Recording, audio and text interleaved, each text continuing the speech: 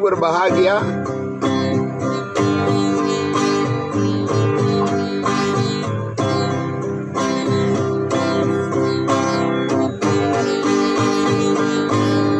Ku berbahagia, iman teguh, Yesus abadi kepunyaanku. Aku warisnya, ku ditebus, ciptaan baru, Rohnya Kudus. Aku bernyanyi bahagia, memuji Yesus selamanya. Aku bernyanyi bahagia, memuji Yesus selamanya. Pasrah sempurna, pasrah sempurna, nikmat penuh, suka surgawi melimpahiku. Lagu pujian amat merdu, kasih dan rahmat besertaku. Aku bernyanyi, aku bernyanyi bahagia, memuji Yesus selamanya. Aku bernyanyi bahagia, memuji Yesus selamanya. Aku bernyanyi, aku bernyanyi bahagia, memuji Yesus selamanya. Aku bernyanyi bahagia, memuji Yesus selamanya. Aku bernyanyi bahagia, aku bernyanyi bahagia, memuji Yesus selamanya. Aku bernyanyi bahagia,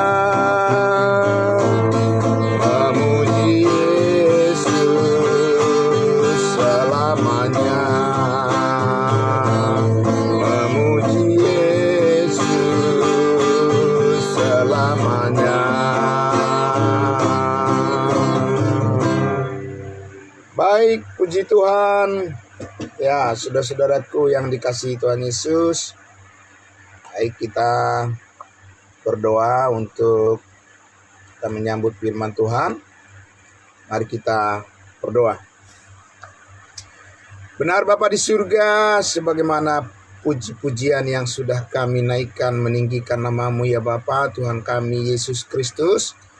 Di pagi hari ini Tuhan, kami bernyanyi dengan penuh bahagia, oleh karena di dalam Yesus kami memperoleh segala sesuatu yang dapat membesarkan hati kami, supaya kami tetap bersemangat untuk datang memuji-muji nama-Mu ya Bapa. Terima kasih, terlebih kami ingin bersama-sama Tuhan merenungkan kebenaran firman-Mu yang sangat luar biasa, memberikan kami pengertian-pengertian yang lebih dalam lagi tentang rencana-Mu dalam hidup kami, dan pertolongan-Mu, kesetiaan-Mu, kasih-Mu yang sempurna mengayomi terus kehidupan kami.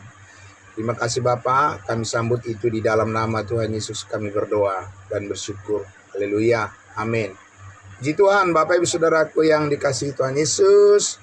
Sekali lagi salam, selamat pagi untuk kita semuanya. Salam sehat. Salam jumpa kembali dalam ibadah saat teduh kita di pagi hari ini, hari Selasa. Tuhan memberkati kita semuanya. Dan saudara-saudaraku, kembali kita akan bersama-sama melanjutkan lagi ya perenungan kita akan firman Tuhan yang sangat luar biasa, memberkati kita dari kitab Galatia pasalnya yang keempat. Ya, saudara-saudara, kemarin kita sudah sama-sama ya mendengarkan bagian yang sangat penting dari pernyataan dari Rasul Paulus yang mengatakan bahwa di ayatnya yang kita baca terlebih dahulu ya Bapak Ibu Saudaraku, ayat 16 sampai ayatnya yang ke-20, Galatia pasalnya yang keempat. Dikatakan, apakah dengan mengatakan kebenaran kepadamu aku telah menjadi musuhmu? Mereka dengan giat berusaha untuk menarik kamu, tetapi tidak dengan tulus hati, karena mereka mau mengucilkan kamu supaya kamu dengan giat mengikuti mereka. Memang baik kalau orang dengan giat berusaha menarik orang lain dalam perkara-perkara yang baik, asal pada setiap waktu dan bukan hanya bila aku ada di antaramu. Hai anak-anakku, karena kamu aku menderita sakit bersalin lagi, sampai rupa Kristus menjadi nyata di dalam kamu. Betapa rinduku untuk berada di antara kamu pada saat ini dan dapat berbicara dengan suara yang lain, karena aku telah kehabisan akal menghadapi kamu. Nah, Bapak Ibu Saudaraku yang dikasihi Tuhan Yesus, ya, mari lagi kita lihat di sini satu keluhan yang sangat berat disampaikan oleh Rasul Paulus atas kondisi jemaat Galatia ini yang seharusnya tidak seperti itu ya Bapak Ibu Saudara. Sebagai orang-orang yang sudah mengenal kasih karunia Tuhan, mereka tidak seharusnya menjadi penghambat gitu ya dari pemberitaan kebenaran. Mereka seharusnya menjadi pendukung sikap dalam sikap menunjukkan bahwa mereka juga turut mengambil bagian dalam perjuangan perlombaan iman yang benar untuk memperlihatkan bahwa di dalam kesatuan tubuh Kristus itu ada kesehatian untuk saling mendukung satu dengan yang lain, untuk berjuang bersama, kata Rasul Paulus, untuk iman yang timbul dari berita Injil. Nah, namun Bapak Ibu Saudaraku yang dikasihi Tuhan Yesus, sudah beberapa kali kita lihat adalah kenyataannya, faktanya, meskipun seseorang sudah tahu kebenaran atau sudah diselamatkan, tidaklah cukup dia berpikir bahwa dia bisa menentukan selanjutnya bagaimana cara hidupnya, tetapi harus tetap di dalam kesetiaan, bertumbuh di dalam pengenalan akan kasih karunia Tuhan. Dan saudara-saudaraku yang dikasihi Tuhan Yesus, kalau kita lihat di sini upaya yang terus dilakukan oleh Rasul Paulus ini menunjukkan seperti apa yang dikehendaki oleh Allah ketika dia menerima wahyu rahasia, ya, firman kebenaran ketika dia berjumpa dengan Tuhan Yesus ya beberapa kali. untuk menyampaikan bagaimana seharusnya orang-orang kudus itu, bagaimana seharusnya orang-orang percaya itu menunjukkan perilaku hidup mereka sebagai orang yang mengenal Tuhan itu seperti apa. Begitu ya Bapak Ibu Saudara. Karena tentunya begitu banyak pandangan, begitu banyak tafsiran, begitu banyak pendapat, ya, begitu banyak persepsi, ya, dari tiap-tiap orang sesudah percaya kepada Yesus. Lalu selanjutnya bagaimana?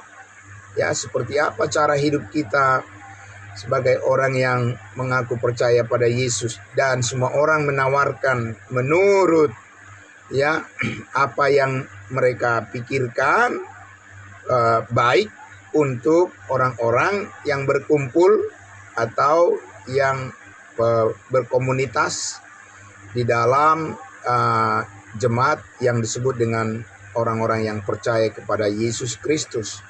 Nah, namun saudara-saudaraku yang dikasihi Tuhan Yesus, di sini kita lihat bahwa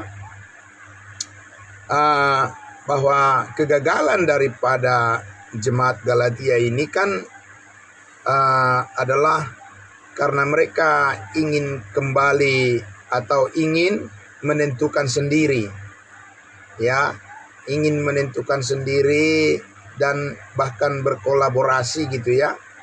Mereka malah bergabung dengan orang-orang yang berpandangan keliru, tidak sesuai dengan konsep kehidupan orang yang percaya sebagai anggota tubuh Kristus dan manusia baru.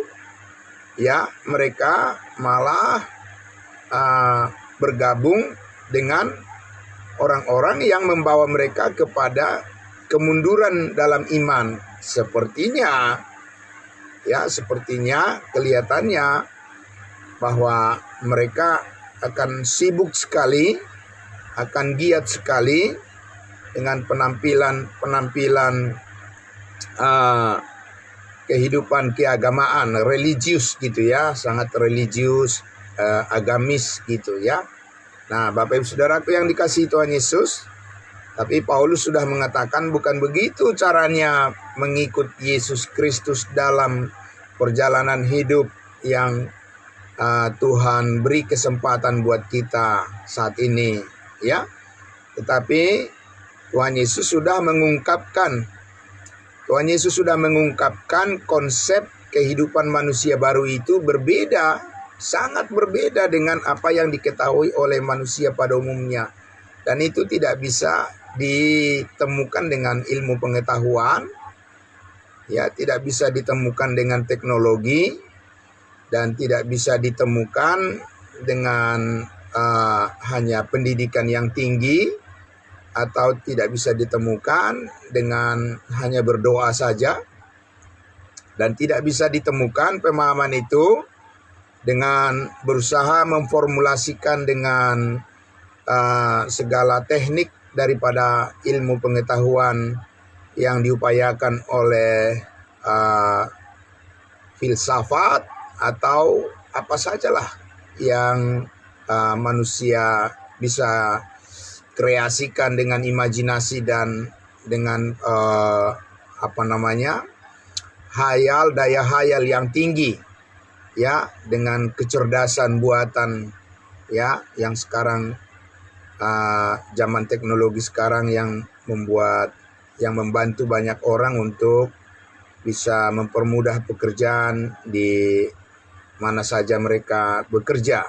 Nah, Bapak Ibu Saudaraku, tapi ini adalah sebuah rahasia, ya, satu rahasia yang tersimpan di dalam diri Allah, ya, bahwa pengetahuan tentang bagaimana caranya kita hidup, ya, beribadah, beriman, bagaimana kita berpandangan dan bagaimana kita bersikap dan seperti apa kita menilai Tuhan itu berhubungan dengan setiap bagian setiap hal perkara dalam kehidupan kita, itu ada satu rahasia yang disimpan oleh Allah di dalam pikirannya berabad-abad lamanya, dan belum ada yang pernah mengetahui hal itu sampai Tuhan Yesus naik ke surga, baru itu dibukakan. Sampai dia dipermuliakan di surga, ya, sesudah ia menyelesaikan pengorbanannya yang sempurna di atas kayu salib, maksud dan tujuan, ya, hidup yang Allah inginkan itu baru dibukakan kepada dan melalui seorang rasul namanya Rasul Paulus, untuk disampaikan kepada kita bangsa-bangsa lain, ya, Bapak Ibu Saudaraku. Nah, karena itulah maka di sini kita lihat jemaat Galatia ini kan mereka ini terpengaruh atau tergoda dengan cara penampilan beribadah dari orang-orang yang beragama secara secara baik. Kelihatannya memang di dalam penampilan mereka, ya, beragama itu, ya, orang-orang Yahudi khususnya, ya, mereka, ya, sangat luar biasa kelihatannya dalam ketaatan mereka menjalankan ibadahnya. Tetapi di situ harus kita mengerti bahwa Paulus mengatakan bukan dengan usaha dan bukan dengan cara perbuatan manusia seperti itu. Orang saat ini berkenan kepada Tuhan itu adalah karena melihat diri mereka di dalam apa yang sudah diselesaikan oleh Yesus Kristus. Amin. Nah, itu Bapak Ibu Saudara, itu sesuatu yang sangat berbeda, tidak akan bisa disamakan.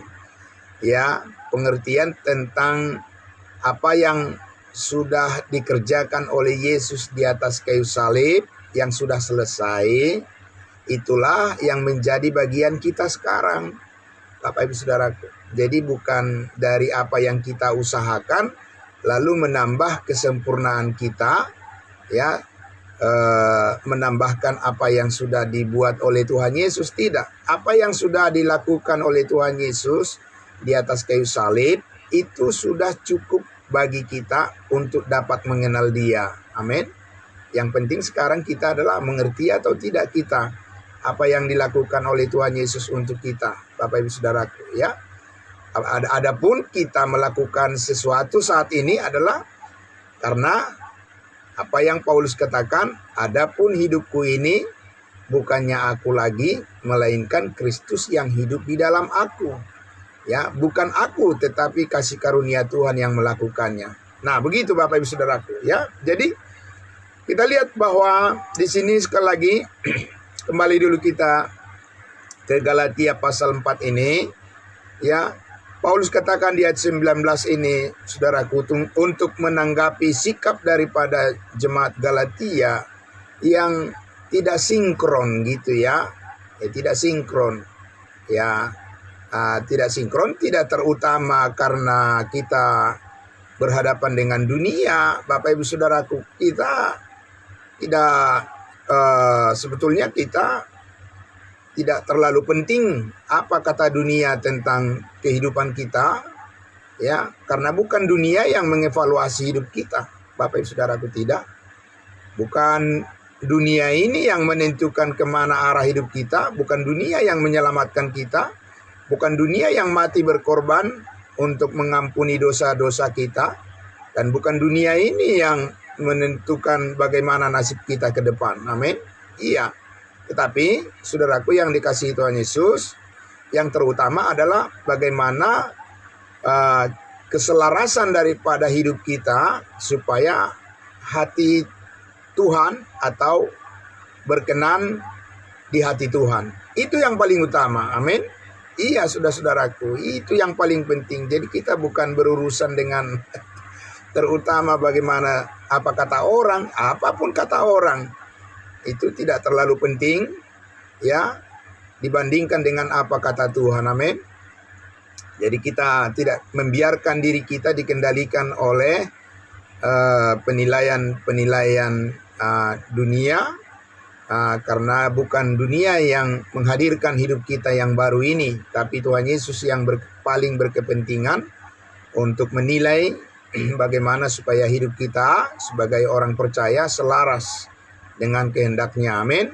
Karena Tuhan Yesuslah yang memberkati kita, Tuhan Yesuslah yang mengevaluasi hidup kita, dan Tuhan Yesuslah yang menolong kita, dan Tuhan Yesuslah yang mau bagaimana supaya kita mengalami damai sejahtera dan sukacita yang kita peroleh dari kasih karunia-Nya. Jadi saudaraku yang dikasihi Tuhan Yesus, wajar saja kenapa Paulus tadi mengatakan di Galatia pasal 4 ayatnya yang ke-16, dia katakan, apakah dengan mengatakan kebenaran kepadamu aku telah menjadi musuhmu? Dan aneh memang Bapak Ibu Saudaraku ya. Seharusnya senanglah kita kalau setiap kebenaran Tuhan disampaikan dan kita harus menyambutnya itu sebagai bagian dari ucapan syukur kita bahwa kita ini mempunyai tuntunan, mempunyai pengetahuan yang baik ke arah mana Tuhan membimbing hidup kita supaya kita tidak terjatuh kepada arus dunia ini. Tapi tidak demikian dengan jemaat Galatia ini. Saudara, ya mereka diingatkan, mereka disampaikan kebenaran, malah mereka berbalik memusuhi Rasul Paulus. Dan itu adalah sesuatu yang sangat ironis dan yang sangat disayangkan. Ya, kita dapat mengambil pelajaran dari situ Bapak Ibu Saudaraku, bahwa ketika orang-orang percaya berhenti untuk belajar memahami kasih karunia Tuhan, maka tidak ada yang kebal, ya, dia juga akan bisa tergoda dan jatuh kepada keinginan dunia yang bisa melemahkan imannya dan bahkan bisa melumpuhkan imannya dan menjadi sama seperti dunia akhirnya. Dan itu yang tidak diinginkan oleh Tuhan dari kehidupan kita. Tuhan mau supaya kita tetap kuat di dalam kasih karunia-Nya. Amin. Ya, itu maksudnya Bapak Ibu Saudara. Tapi kita lihat sekali lagi di ayatnya yang ke-19, Paulus katakan di situ, hai anak-anakku, karena kamu aku menderita sakit bersalin lagi sampai rupa Kristus menjadi nyata di dalam kamu. Saudaraku yang dikasihi Tuhan Yesus,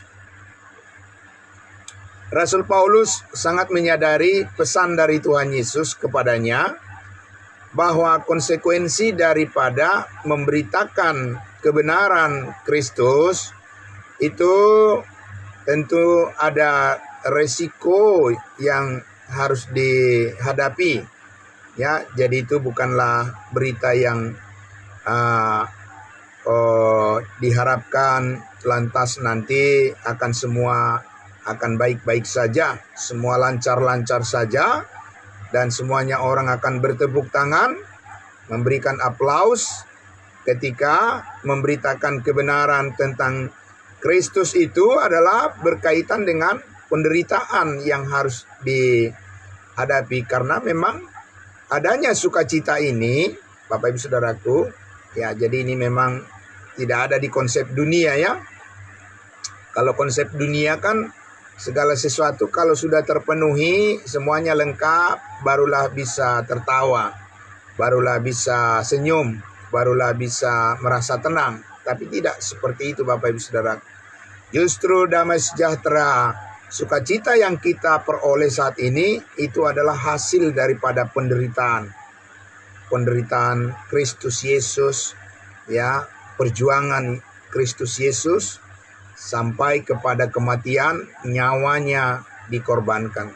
Itulah sumber daripada sukacita kita saat ini Bapak Ibu Saudaraku.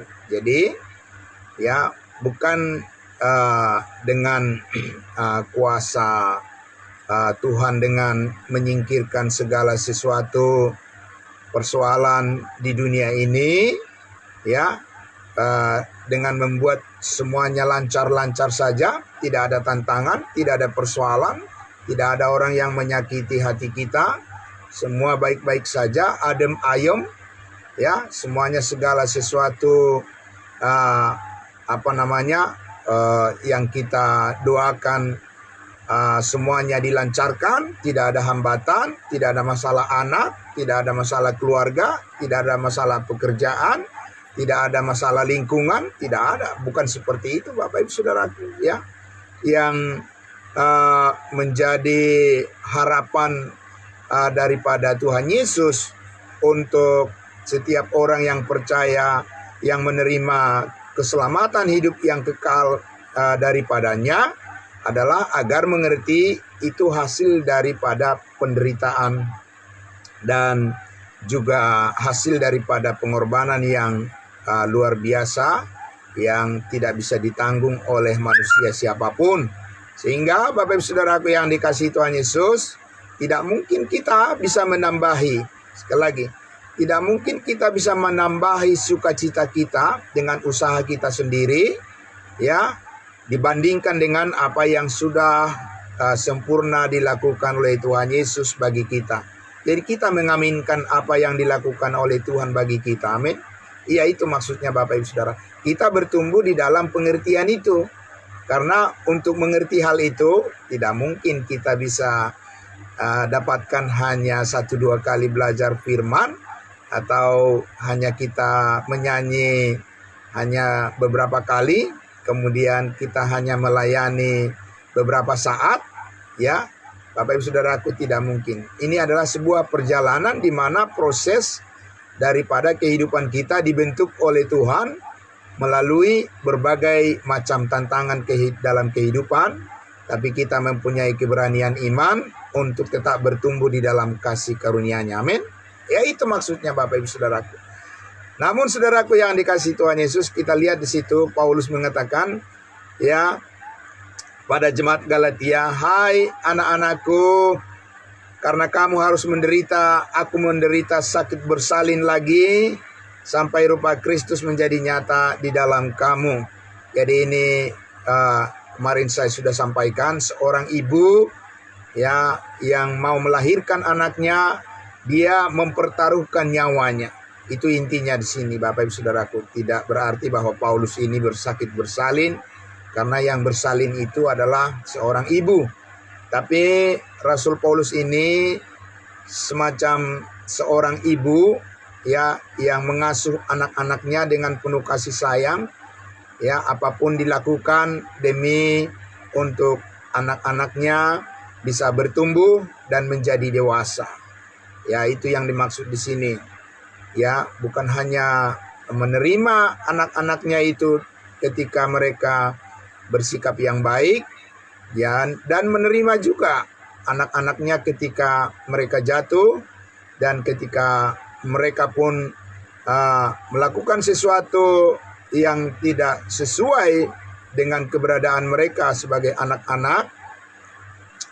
Rasul Paulus pun di sini kita lihat, ya, sebagai anak-anak Tuhan, tentu kita harus tetap mengasihi orang yang jatuh sekalipun, orang yang melakukan penyimpangan kesalahan pun dari kebenaran yang sudah kita pegang bersama, karena tidak semua orang percaya itu mempunyai niat yang sungguh-sungguh untuk bertumbuh mengenali kasih karunia Tuhan. Tidak. Ada juga, ya, orang-orang percaya itu hanya ingin hidup sekedar mengenal Yesus, lalu, ya, mereka beralih kepada fokus yang lain, dan mereka tidak hidup terus setia kepada kebenaran, karena mereka punya terpengaruh dengan keinginan-keinginan dunia yang membuat mereka menjadi lemah dalam kesaksian hidup mereka sebagai orang percaya.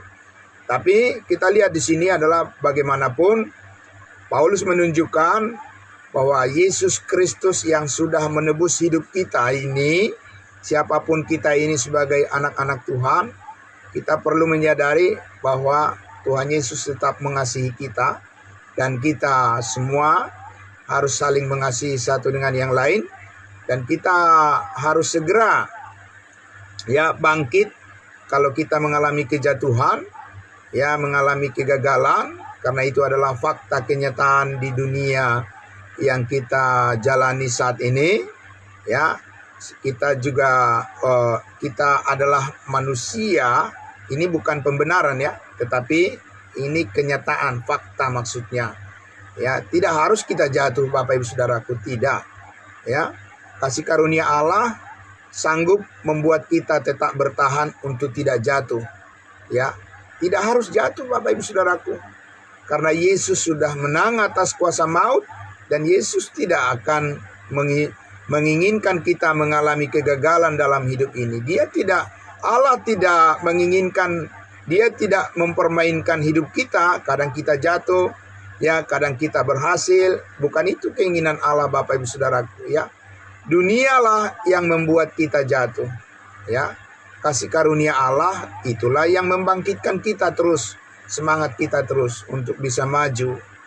Amin, Bapak Ibu Saudaraku. Jadi Tuhan Allah bukan sedang menjadikan hidup kita ini seperti mainan boneka yang diperlakukan sekehendak,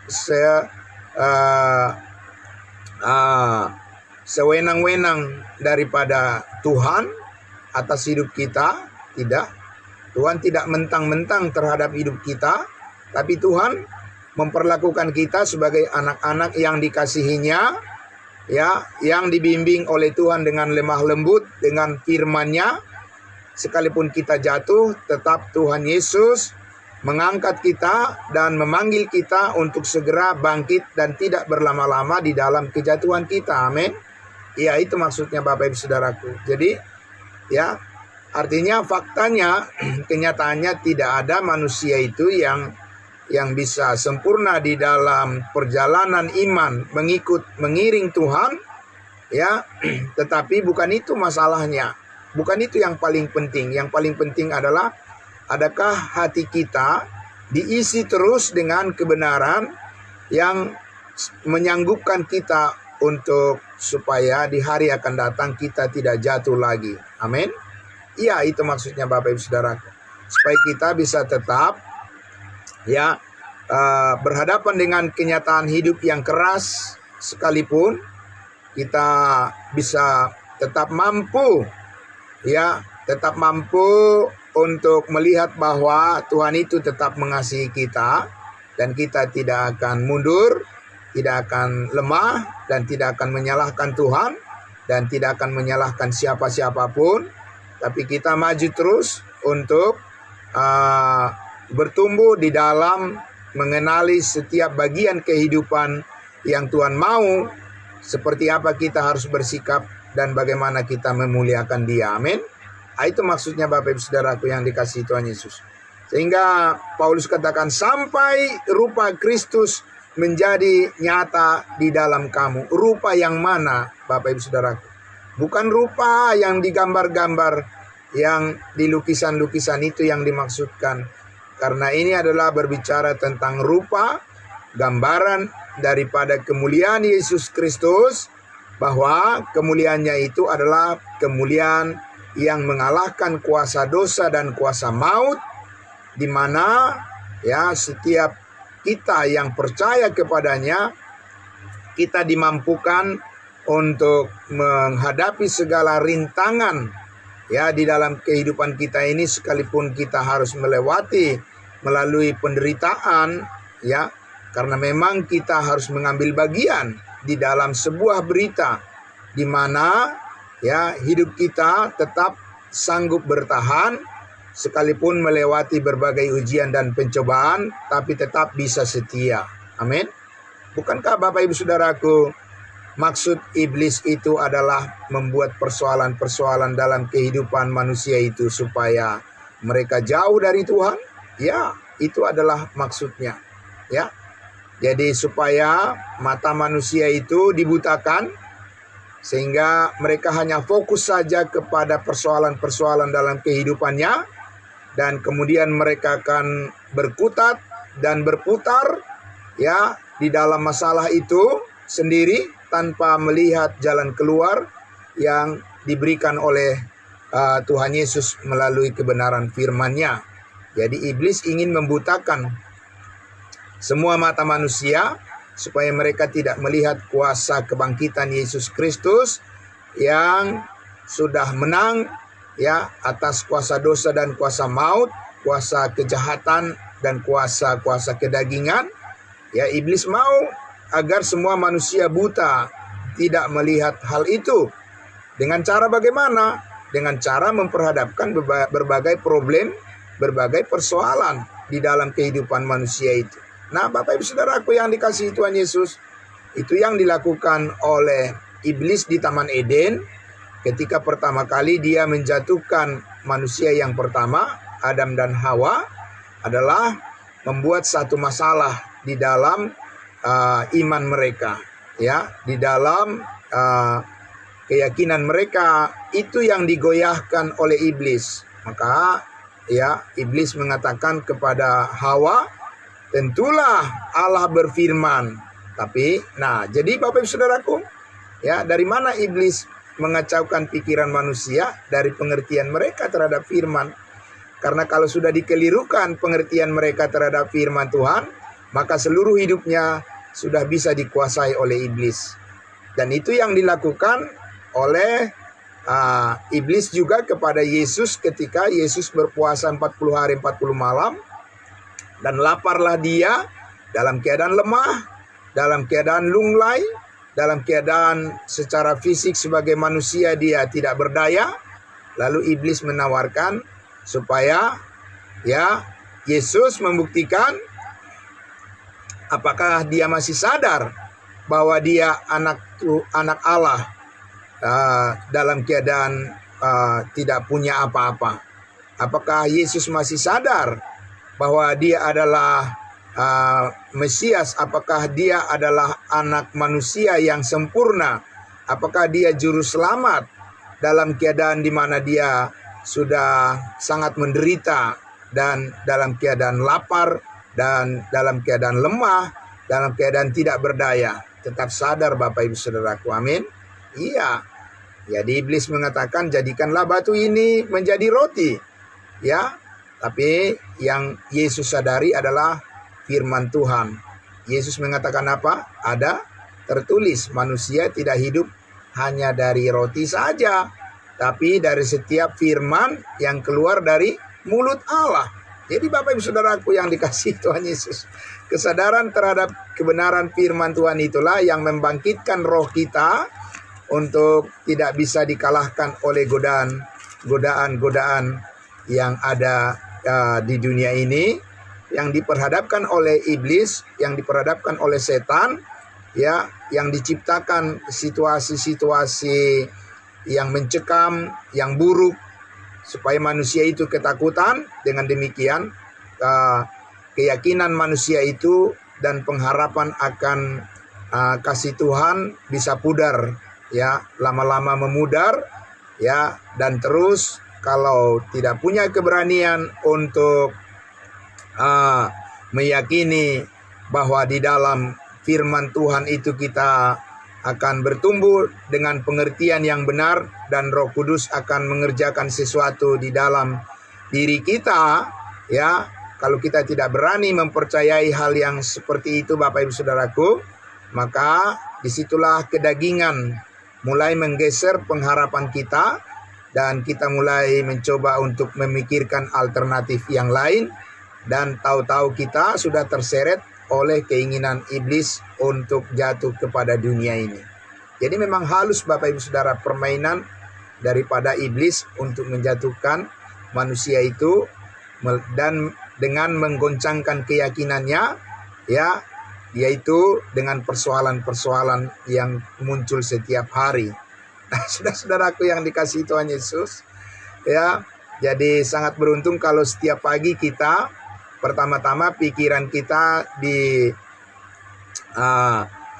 diterusi, disirami dan ditanami dengan penguatan-penguatan daripada firman Allah yang membangkitkan spirit kita, semangat kita, supaya keyakinan kita itu terus bertumbuh kuat, ya, bahwa apapun yang akan kita hadapi dalam setiap tanggung jawab kita, dalam setiap persoalan yang kita hadapi, kita tetap mempunyai keyakinan bahwa Tuhan Yesus tidak akan meninggalkan begitu saja kita di dalam menghadapi masalah-masalah yang kita hadapi, tapi kita percaya bahwa Roh Kudus akan memberikan hikmat bijaksana, ya, di dalam pikiran kita untuk bisa mengambil keputusan di dalam setiap persoalan yang kita hadapi, sehingga kita tidak bersalah di hadapan Tuhan, tetapi kita tetap bisa benar mengambil jalan dan melangkah seperti yang Tuhan kehendaki. Amin. Jadi saudara-saudaraku yang dikasihi Tuhan Yesus, ya, sampai rupa Kristus, kata Rasul Paulus, menjadi nyata di hadapanmu, yaitu bagaimana Tuhan Yesus melewati penderitaannya untuk mencapai kemuliaan yang diperolehnya, dan itu adalah suatu puncak daripada manifestasi daripada kasih Allah, bahwa kita dikasihi oleh Allah bukan berarti bahwa segala sesuatu yang kita pikirkan itu akan mulus-mulus saja tercapai, tetapi di dalam proses di mana kita harus melewati masa-masa sulit pun, kita tahu bahwa justru disitulah keyakinan kita tentang kebaikan Tuhan itu sungguh-sungguh tidak bisa dinilai hanya dari penilaian pikiran kita sendiri, tetapi dari situ kita bisa meyakini bahwa sudah benar, sudah tepat, bahwa kita memilih untuk hidup menurut kasih karunia Allah, dan disitulah sukacita kita dan damai sejahtera kita akan terus bertumbuh, dan kita bisa berhasil untuk menyaksikan bagaimana kebaikan-kebaikan Tuhan itu nyata dalam hidup kita, dan kita bisa menyaksikan kepada orang lain juga, supaya makin banyak orang yang terberkati. Amin.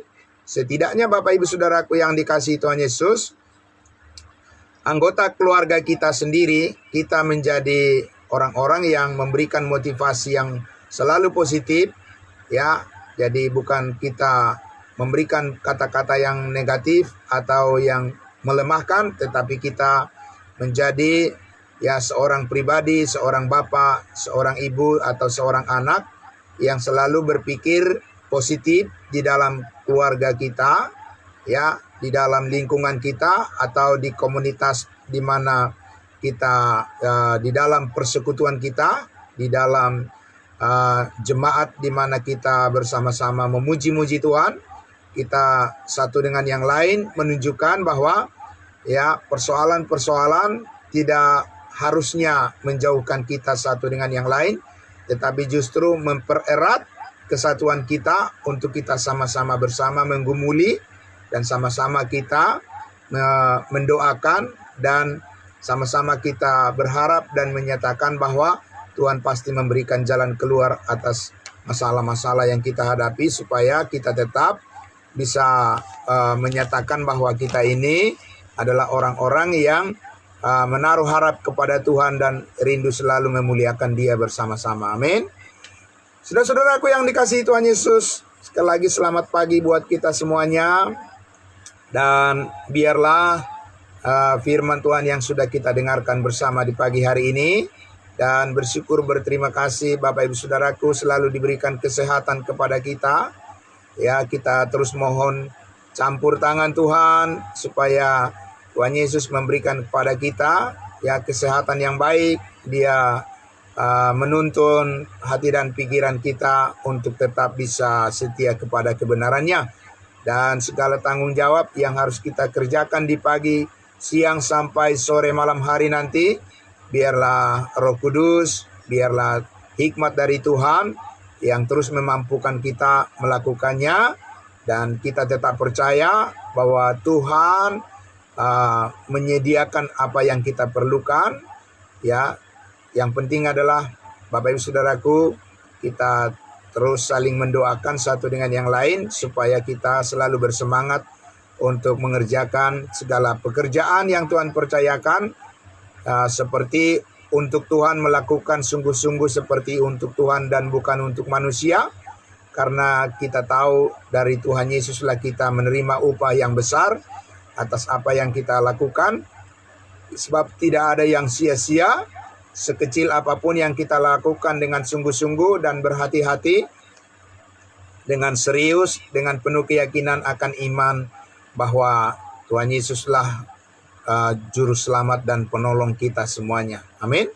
Mari kita berdoa, Bapak Ibu Saudaraku yang dikasihi Tuhan Yesus. Kita akan mengakhiri dulu saat teduh pagi kita. Mari kita tundukkan hati kita berdoa. Bapa di dalam surga, terima kasih, kami sangat bersyukur ya Tuhan.